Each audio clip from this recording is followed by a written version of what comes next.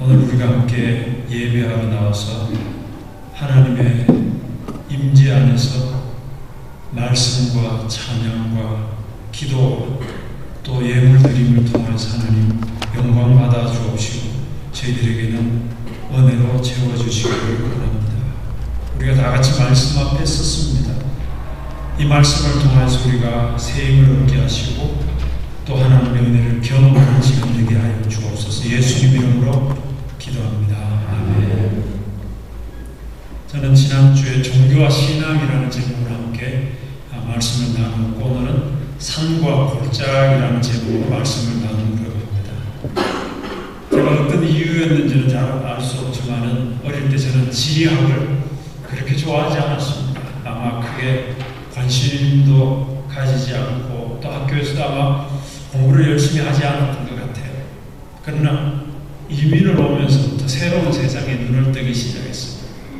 예전에는 한국이라는 나라만 알고 있었는데 이민 오다 보니까는 다른 나라 혹은 다른 지역에 대해서 관심을 조금씩 갖게 되었습니다. 나이가 들어가면서 하나님이 지으신 지리에 관해서 점차 관심을 가지면서 그는 성경을 깊이 연구하다 보니까는 공부하면서 하나님께서 성경에 말씀하신 지역 혹은 지리학의 흥미를 가지는 제 자신을 발견했습니다. 그래서 주로 관광지를 찾기보다는 좀 더 인생의 의미와 혹은 묵상의 장소가 되는 지역이나 산들을 이렇게 찾아보는 기회들도 있었습니다. 얼마 전에는 네바도 대 돌루카, 여기 돌루카시에 가면은 조금 더 떨어진 곳에 돌루카 산이 있습니다. 해발 한 4,500m 조금 되는 그 언덕을 지나서 이미 화산 분지가 된 화산이 이제 멈춘 그런 분지에 청년들과 함께 가서 2개의 호수가 있는데 올라가서 다시 내려가서 이 2개의 호수를 거닐면서 바람도 맞고 또 세상 소리가 하나도 안 들려요. 저희가 걸어가는 발자국 소리밖에 안 들리는 이런 경험을 하면서 하나님의 임재하심도 저 나름대로 배울 수 있는 기회였던 것 같아요. 사람들이 휴가를 갈 때 그리고 계획을 세우게 되면은 산이냐 바다냐 이렇게 가족 간에 가끔 신경전을 벌이는 경우도 있습니다. 사실 우리 인생에는 높고 낮은 골짜기가 많을 뿐 아니라 성경도 이에 대하여 크게 관심을 보여주고 있습니다. 오늘 봉독한 말씀 시편 84편 6절은 그 골짜기의 실체를 저희에게 소개해 주고 있습니다. 눈물의 골짜기를 지나갈 때 그곳에 샘이 있고 이런 비가 복을 찾아주나이다. 주로 그리스도인들이 힘든 시기를 보낼 때 이런 골짜기를 성도들은 간혹 표현하기도 합니다. 눈물의 골짜기, 슬픔의 골짜기, 고독의 골짜기, 실패의 골짜기, 낙심의 골짜기, 고난의 골짜기, 사망의 골짜기. 구약에서 이스라엘 백성들은 출애굽시켜서 하나님께서 젖과 꿀이 흐르는 약속의 땅 가나안으로 인도하시는 하나님께서 신명기 11장 11절에서 이렇게 소개하고 있습니다. 약속의 땅, 젖과 꿀이 흐르는 땅에 들어가는데 그 구절을 보면은 너희가 건너가서 차지할 땅은 산과 골짜기가 있어서 하늘에서 내리는 비를 흡수하는 땅이요 이렇게 소개하고 있습니다. 아니 약속의 땅, 젖과 꿀이 흐르는 땅을 이렇게 소개하면은 우리가 가서 얼마나 더 힘든 생활을 해야 할까요? 하는 질문을 던질 수 있습니다. 하나님께서 자기 백성 이스라엘 백성들에게 주시고자 했던 약속의 땅에 관하여 말씀하신 지형의 모습인데 산과 골짜기를 표현하고 있습니다. 그뿐만 아니라 시편과 누가복음에도 산과 골짜기에 대해서 이야기하고 있습니다. 시편 104편 7절과 8절에 보면 주께서 꾸짖으시니 물은 도망하며 주의 우레소리로 말미암아 빨리 가며 주께서 그들을 위하여 정하신 주신 곳을 흘러가고 산은 오르고 골짜기는 내려간다니까. 시편 104편 10절에 야훼께서 샘을 골짜기에 솟아나게 하시고 산 사이에 흐르게 하사. 누가복음 3장 4절 5절을 보면 광야에서 외치는 자의 소리가 있으는데 너희는 주의 길을 준비하라. 그의 오실 길을 곱게 하라. 모든 골짜기가 메워지고 모든 산과 작은 산이 낮아지고 굽은 것이 곧아지고 험한 길이 평탄하여질 것이.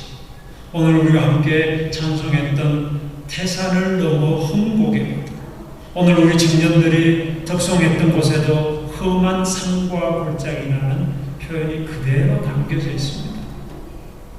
비록 하나님의 인도하심과 보호로 약속의 땅, 젖과 꿀이 흐르는 땅에 들어왔지만 여전히 그곳은 산과 골짜기의 땅이라는 것을 소개하고 있습니다. 저는 그리스도인의 삶을 이보다 더 훌륭하게 묘사할 수 없다라는 생각이 듭니다. 오늘날 그리스도인들과 모세 시대의 이스라엘 민족과는 몇 가지 근본적인 차이는 있지만 공통점도 꽤나 많이 있습니다. 예를 들면 이스라엘 백성들이 한때 노예가 된 때가 있었습니다. 애굽에서 노예 생활을 하였습니다. 그런데 하나님께서 출애굽을 통해서 그들을 자유케 하셨습니다.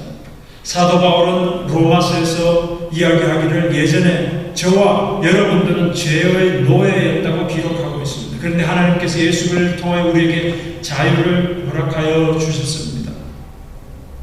하나님은 우리를 하나님의 흠없고 점없는 예수 그리스도의 피를 통하여 우리를 자유케 하셨습니다.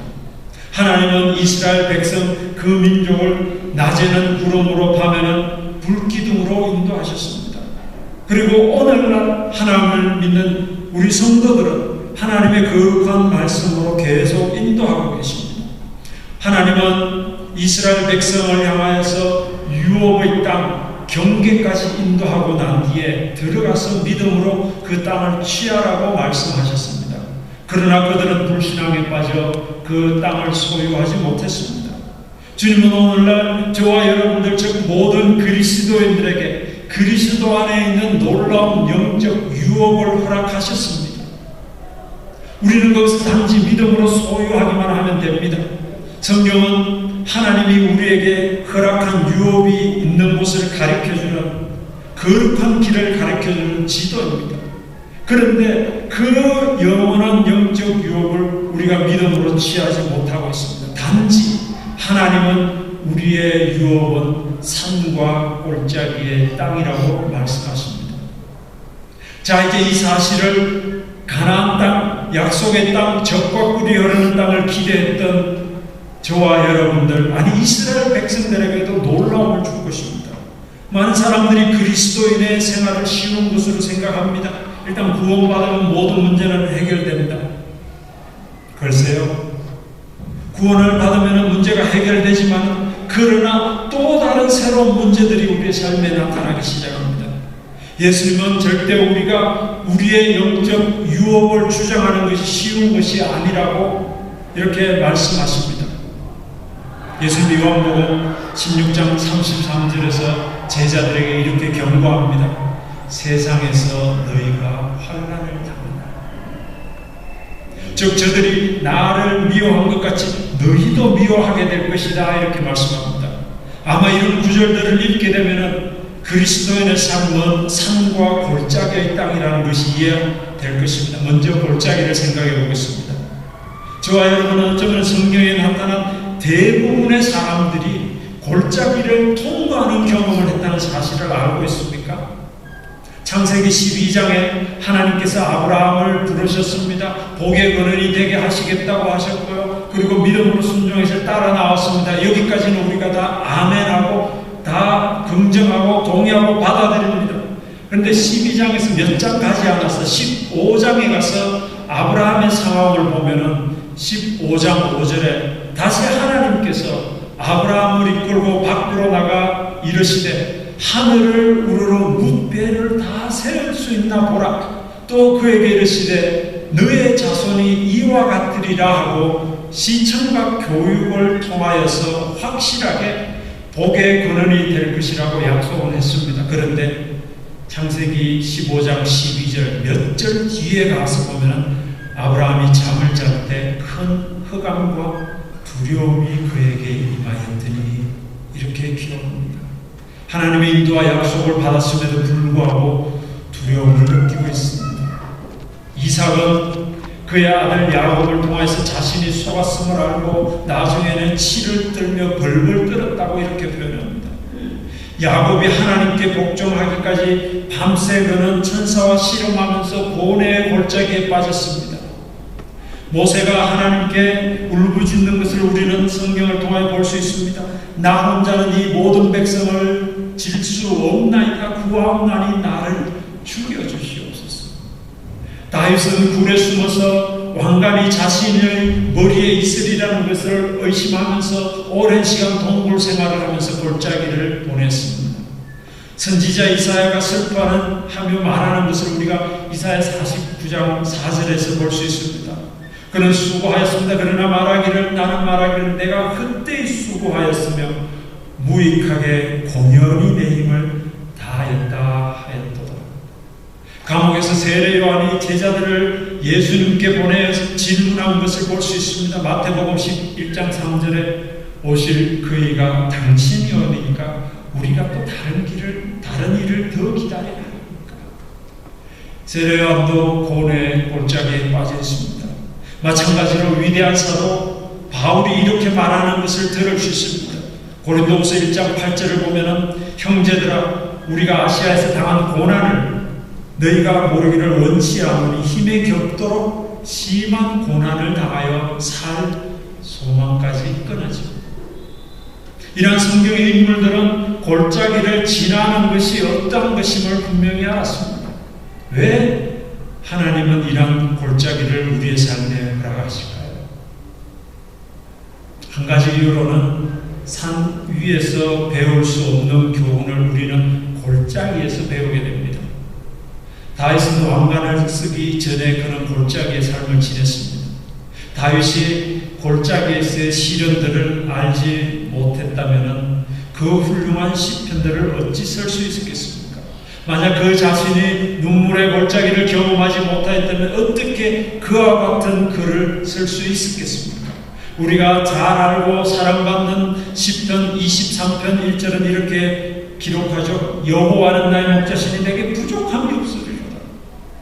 이렇게 고백하고 있지만 좀 더 나아가서 4절만 지나고 나면 1절의 상황과 완전 반대인 내가 사망의 음침한 골짜기로 다닐지다 또 고백합니다.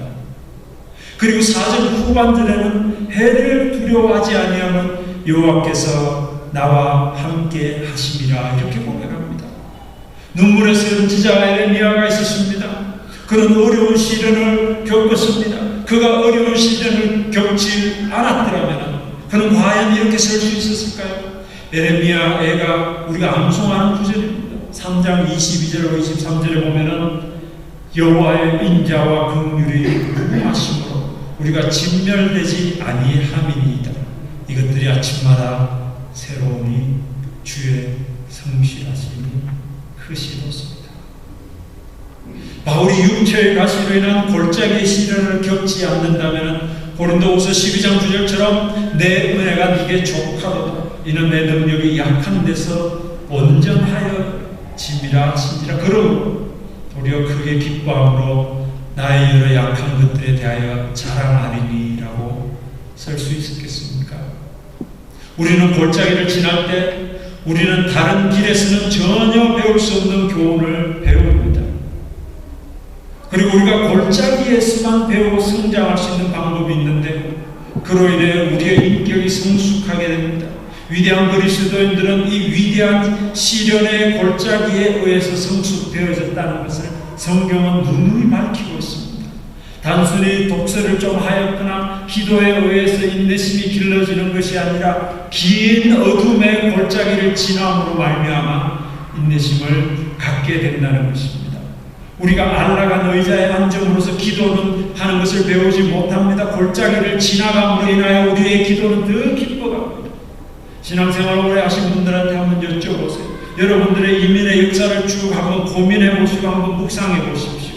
언제 여러분의 기도의 소리가 더 높아졌는지, 언제 여러분의 기도가 더 깊어졌는지, 언제 여러분이 하나님을 향하여서 그 뜨거운 사랑을 보였는지 골짜기에 있습니다.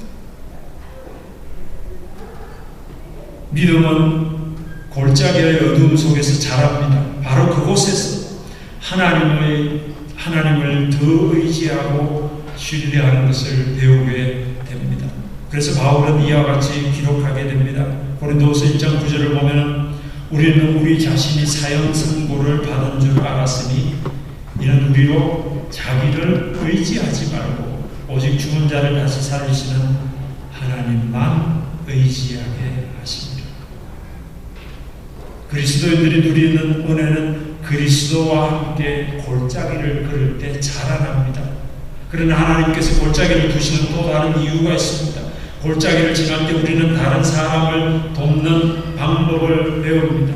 오늘 봉독한 시편 86편 6절에는 그들이 눈물 골짜기로 지나갈 때 그곳에 많은 샘이 있을 것이며 이런 비가 복을 채워주나이다. 험한 골짜기를 지나가는 순례자가 있습니다. 그곳이 너무 험해서 그는 울기도 합니다. 낙심에 빠지기도 합니다. 그의 눈물이 얼마나 많았든지 많은 샘으로 발전하게 됩니다. 그래서 그 눈물을 흘리며 지나갔던 골짜기 뒤에 따라오는 순례자들이 그 힘을 주는 우물을 만나고 그 우물에서 새 힘을 얻는다는 것이 시편 84편 6절의 메시지입니다. 여러분이 지금 골짜기에 있는 이유는 아마 하나님께서 여러분을 위로하시고 그래서 여러분이 다른 누군가를 위로하게 함일 것입니다. 그분도 여러분의 뒤에 우물을 남기기를 원하십니다. 어쩌면 이민 생활을 오래 하신 분들이 이렇게 좀 짧으신 성도들을 보게 되면은 밤이 새도록 이민 생활의 그 눈물의 골짜기를 이야기합니다. 경제적으로 어려웠던 이야기를 합니다. 자녀들이 어려웠던 이야기합니다. 문화가 맞지 않아서 말이 통하지 않아서 당했던 여러 가지 이야기들을 눈물의 골짜기의 이야기를 밤일 새면서 합니다. 그러면서 오래된 이민자나 아니면 오래 조금 되지 않으신 분들이 함께 모여서 그곳에서 눈물을 흘리며 그들의 이야기를 나누면서 많은 눈물의 샘이 생겨나고 그리고 후에 이민 온 사람들이 그 눈물의 샘을 보고 듣고 맛보면서 힘을 얻고 하는 것을 이 성경에서는 많은 샘이 있을 것이며 이런 비가 복을 채워주나이다 하는 표현이 되어졌습니다. 사도 바울은 이것을 마음에 깨달아 이렇게 기록합니다. 고린도후서 1장 4절에 보면 우리의 모든 환난 중에서 우리를 위로하사 우리로 하여금 하나님께 받는 위로로서 모든 환난 중에 있는 자들을 능히 위로하게 하시는 겁니다. 여러분의 눈물이 다른 사람을 위로할 수 있는 조건입니다. 여러분이 배고팠던 삶의 순간들이 다른 사람의 배고픔을 채워줄 수 있는 조건이 됩니다. 여러분이 어려웠던 시기가, 여러분이 낙심했던 시기가, 여러분이 문화적 충격과 언어의 충격 때문에 받았던 그 일들이 다른 사람에게 위로해 줄 수 있는 가장 분명한 조건이 된다는 것입니다. 그리스도인의 삶은 삶과 골짜기의 땅입니다. 하나님은 우리로 하여금 다른 방법으로는 배울 수 없는 교훈을 가르치시고자 골짜기를 두십니다. 그분은 우리를 골짜기로 인도하셔서 우리가 그리스도인의 인격으로 성장하게 하시며 또한 다른 사람이 어려운 일을 겪을 때 돕도록 하십니다. 그러나 그분이 골짜기를 허락하시는 세 번째 이유가 있습니다. 그 이유는 저와 여러분에게 골짜기가 없다면 산이 있을 수 없다는 것을 보여주기 위함입니다. 만약 우리 모든 성도들이 삶의 정상에서의 경험만 하게 된다면 그것이 우리에게 어떤 의미를 주겠습니까? 또한 우리 인생에 골짜기가 없다면 행복이 무엇인지 알 수 있겠습니까? 그리스도인의 삶은 산과 골짜기의 땅입니다. 그러나 우리에게 골짜기가 없다면 그 높은 산도 없음을 잊어서는 안 된다는 것입니다. 눈물이 있음으로 인하여서 우리가 감사가 있습니다. 고난의 깊은 골짜기가 있으므로 높은 기쁨의 정상이 있습니다. 수고하고 힘들었던 그 고난의 골짜기가 있었기 때문에 정상의 열매의 산이 있었다는 것입니다. 성경에 나타난 하나님의 사람들은 그들의 삶이 산과 골짜기로 얼룩져 있었습니다. 아브라함은 어느 날 하나님으로부터 위대한 약속을 받았습니다. 그리고 다음 날 그런데 그 땅에 가뭄과 기근이 찾아왔습니다. 이삭이 태어났고 아브라함의 기쁨은 말로 다할 수 없었습니다. 정상에 올라가서 것 같았습니다. 그런데 몇 년이 지나자 하나님은 그에게 사랑하는 아들을 번제로 드릴 것을 말씀하셨습니다. 이보다 더 깊은 골짜기가 어디 있을까요? 위대한 선지자 모세는 자신의 삶 속에서 산과 골짜기를 경험했습니다. 민족을 애굽에서 인도하자마자 그뿐만이 아닙니다. 10개의 그 재앙들을 통해서 하나님의 살아계심을 분명히 눈으로 보았습니다. 그리고 광야를 다니면서 하나님의 기적을 체험하고 홍해를 건너고 했던 이런 것을 다 보고, 그런데 광야를 나가자마자 이스라엘 백성들은 불평하며 옛날로 되돌려 보내줄 것을 요구하기 시작했습니다. 모세는 산에 올라갔습니다. 하나님을 만났고 그분의 영광을 보았습니다. 하나님의 임재 가운데서 40일을 보냈습니다. 산 가장 정상에서 하나님의 영광과 임재를 맛본 그가 산에서는 그 무상 앞에서 춤추는 이스라엘을 발견했습니다. 그의 마음이 얼마나 낙심되었을까요? 바로 산과 골짜기입니다. 이것은 우리 주님이 세상에서의 삶 가운데서도 실제 일어났었습니다. 예수님은 요단강에서 세례를 받으실 때 아버지는 하늘로부터 말씀하셔서 사람들이 많이 있는 곳에서 대중 앞에서 예수 그리스도가 하나님의 아들이라는 것을 증명해 주었습니다. 성령이 비둘기같이 그분 위에 내려오셨습니다. 얼마나 영광스러운 정상의 경험입니까? 그러나 예수님은 성령을 통해서 광야로 이끌려 마귀에게 시험을 받게 했습니다. 40일의 금식 기간이 끝난 뒤 제일 첫 번째 시험이 그가 지금 고통을 당하고 있는 배고픔의 문제를 해결하라고 돌로 뜨게 되게 하라고 시험을 했습니다. 예수님이 겪어야 할 험한 골짜기였습니다. 그리고 십자가를 지시기 위해서 겟세마네로 들어오실 때 피와 같은 땀을 흘리시며 기도하는 그분을 보십시오. 십자가에 달리신 그분을 보십시오. 그분이 겪어야 했던 험한 골짜기였습니다. 그러나 그 후 죽은 자 가운데서 살아나셔서 영광의 형체로 빛나는 그분을 다시 한번 우러러보십시오. 얼마나 영광스러운 정상의 경험입니까? 그리고 그분은 지극히 높은 하늘로 올라가셔서 하나님의 우편에 앉아서 우리들을 위해 지금 중보 기도하십니다. 이것이 바로 우리가 골짜기를 경험할 때 우리를 격려하시는 하나님의 말씀입니다. 그분은 골짜기가 끝날 때 당신의 영광을 위하여서 영광스럽고 복된 정상을 준비하고 계시다라는 것을 예수님을 통하여서 배울 수 있습니다. 골짜기를 발견하는 곳마다 항상 그 끝에 정상을 발견하게 될 것입니다. 여러분들이 산을 가게 되면 골짜기와 계곡이 있는데 계곡이 계곡으로 끝나는 경우는 없습니다. 눈을 조금만 들면 산 정상이 보여지고 아름다운 산이 보여지고 파란 하늘이 보여질 것입니다. 예수님께서 이 길을 준비하시고자 이미 앞서 가셨기 때문에 사실로 우리에게 증명이 되어지는 것입니다. 우리가 겪는 모든 골짜기를 그리스도께서는 이미 앞서 가셨습니다. 저는 그리스도인의 삶이 산과 골짜기의 땅인 것을 기쁘게 생각합니다. 거기에는 지루한 것이라고는 없습니다. 날마다 새로운 도전으로 은혜 안에 자라게 하며 새로운 기회를 만들어 남을 돕게 하고 새로운 특권을 주어 예수 그리스도의 은혜와 힘을 얻게 합니다. 어쩌면 멕시코의 삶이 이와 비슷할지 모릅니다. 그냥 노트북을 들고 가방을 메고 이렇게 좀 해가 지는 길거리를 건너가더라도 긴장을 가지고 있어야 합니다. 가게 문을 열 때 혹은 여러분들이 뭐 버스를 타거나 아니면 운전하고 가다가도 누가 끼어들면 긴장 가운데 있어야 합니다. 어쩌면 하나님께서 우리에게 허락하여 주신 멕시코라는 이 골짜기에 저와 여러분들을 심어 놓았습니다. 그 땅이 산과 골짜기의 땅이지만 그러나 우리 하나님은 산 꼭대기의 정상의 하나님이시기도 하지만 그러나 이 골짜기에서도 하나님이십니다. 눈물의 골짜기를 걷는 이 골짜기에서도 하나님은 우리의 하나님이십니다. 고난과 땀과 실패와 실망과 혹은 사망의 음침한 골짜기 같은 곳에서도 하나님은 하나님으로서 우리에게 다가오신다는 것입니다. 호렙산, 그리심산, 다볼산, 길라산, 길보아산, 시내산, 시온산, 감난산.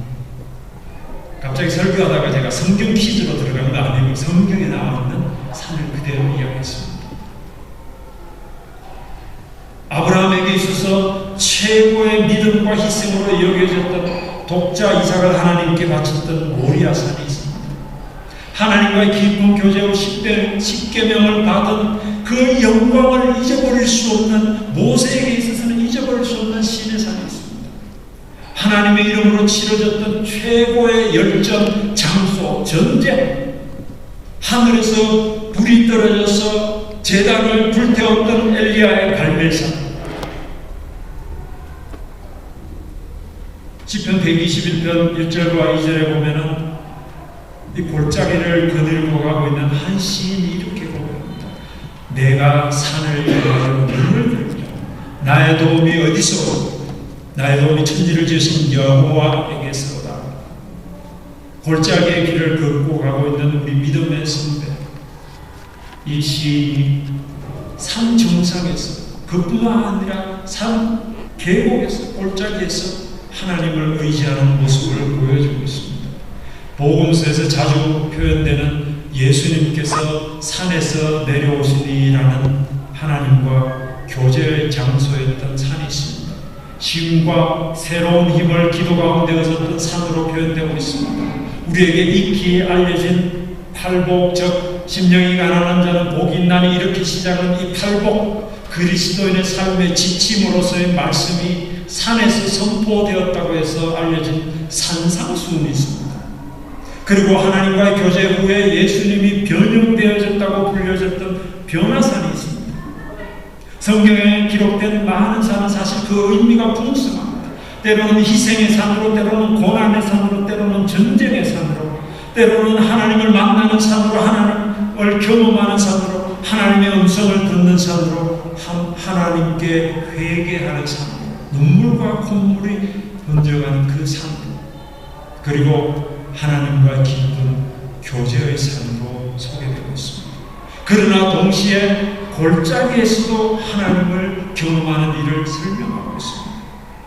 그래서 산과 골짜기는, 정상과 그 깊음은 어쩌면 혼자 벌거벗은 몸과 마음으로 하나님을 더 깊이 대면할 수 있는 곳이야. 어쩌면 여러분의 삶의 현장일 수도 있습니다. 여러분이 일하는 회사일 수 있습니다.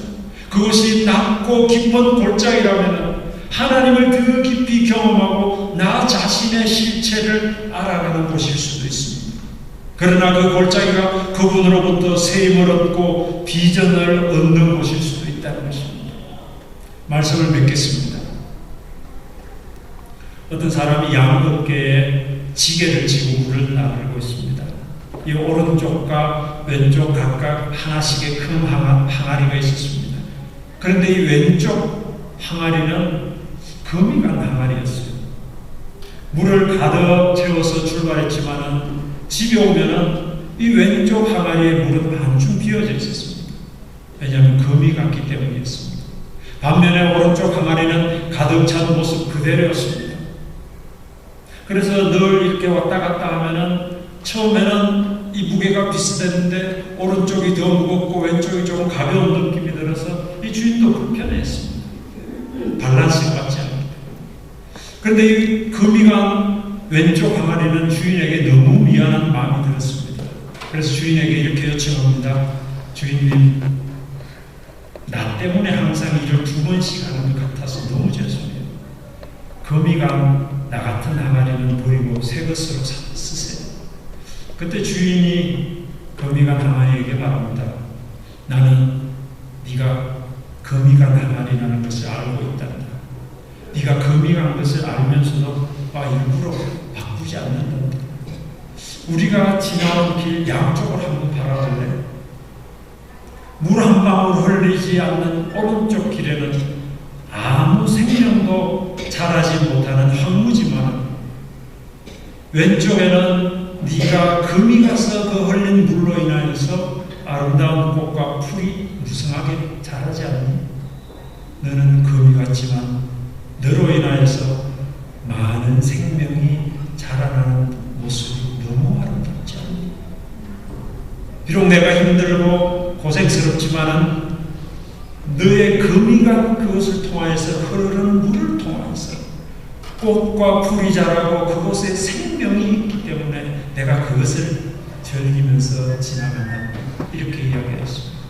사실 많은 사람들이 완벽함을 추구합니다. 저도 그렇습니다. 자신의 금이 간 모습을 수치스럽게 생각합니다. 사회도 완벽하고 온전한 사람을 추구합니다. 그러나 어떤 때는 자신을 가치 없는 존재로 여겨 낙심에 빠질 때도 있습니다. 금이 간 모습 때문에. 그러나 세상에 삭막하게 되는 것은 금이 간 인생 때문이 아니라 너무 완벽한 사람들 때문입니다. 위에 글을 읽고 누가 이렇게 강한 질문을 했습니다. 놀라지 마십시오. 당신은 금이 간 아내니까 그래서 남편이 죽는 것이다. 당신은 금이 가지 않은 남편이니까 그래서 아내가 죽는 것이다. 당신은 금이 가지 않은 성도인가 그래서 교회가 죽는 것이다. 오늘 저는 산과 골짜기의 삶에 대해 함께 말씀을 나누었습니다.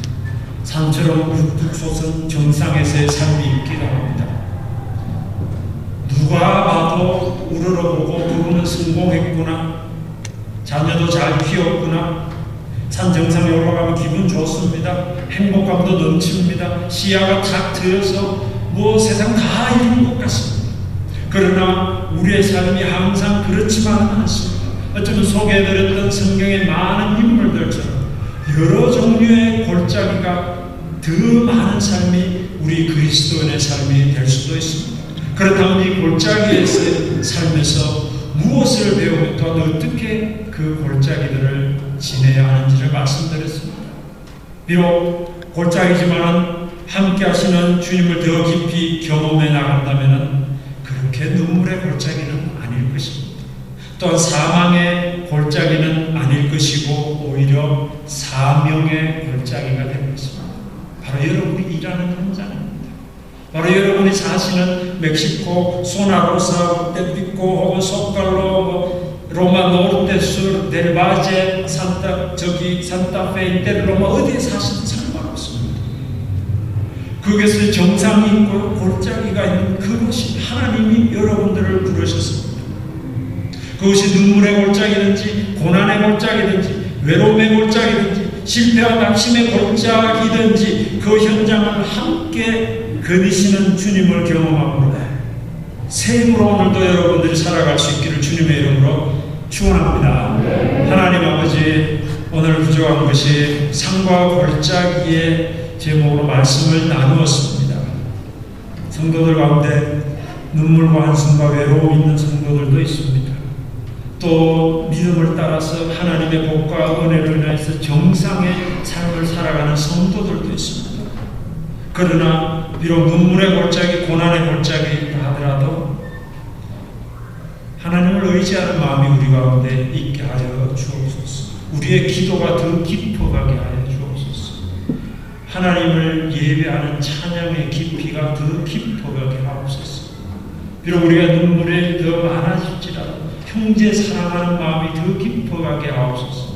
그래서 그 골짜기에서의 삶이 하나님의 인도하심으로 잘 마칠 수 있다라는 그런 신앙의 고백들이 우리 가운데 나올 수 있는 은혜가 우리 성도들에게 있게 하여 주옵소서. 예수님 이름으로 기도합니다. 아멘. 같이 일어나서